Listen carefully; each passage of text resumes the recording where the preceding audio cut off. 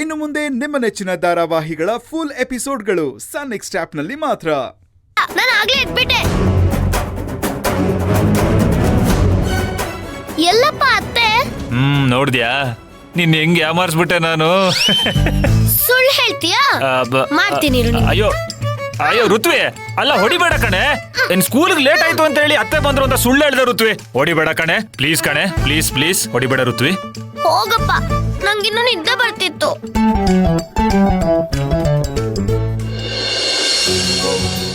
ಏ ರಾಧಿಕಾ, ಅಷ್ಟ್ ಚಿಕ್ಲೋಟ ಯಾಕೆ ತಗೊಂಡಿದ್ಯಾ? ಇರು ಒಂದ್ ನಿಮಿಷ. ತಗೋ, ಈ ಲೋಟದಲ್ಲಿ ಹಾಕೊಂಡು ಹೋಗು. ಯಾಕಮ್ಮ? ಸುಮ್ನೆ ಹಾಕೊಂಡು ಹೋಗು.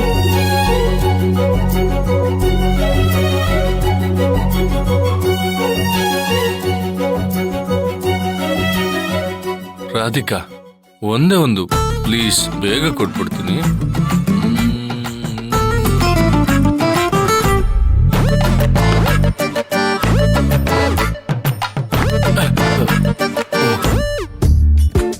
ಏನ್ ಸರ್, ನಿಮಗ್ ಯಾವಾಗ್ಲೂ ಅದೇ ಧ್ಯಾನನಾ?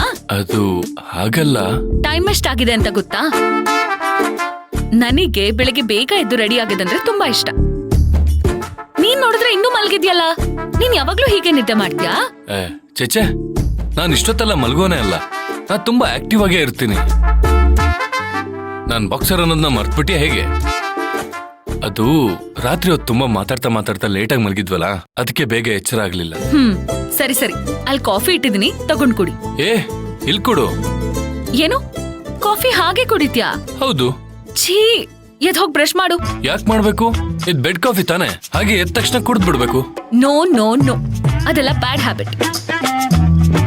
ನೀನ್ ಇಷ್ಟ ದಿನ ಹೇಗಿದ್ಯೋ ನನಗ್ ಗೊತ್ತಿಲ್ಲ, ಆದ್ರೆ ಇನ್ ಮುಂದೆ ಇದೆಲ್ಲ ಚೇಂಜ್ ಆಗ್ಬೇಕು.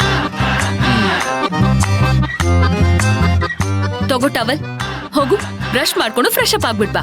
ಸರಿ ಮೇಡಮ್, ನೀವ್ ಹೇಳದ್ಮೇಲೆ ಮುಗೀತು.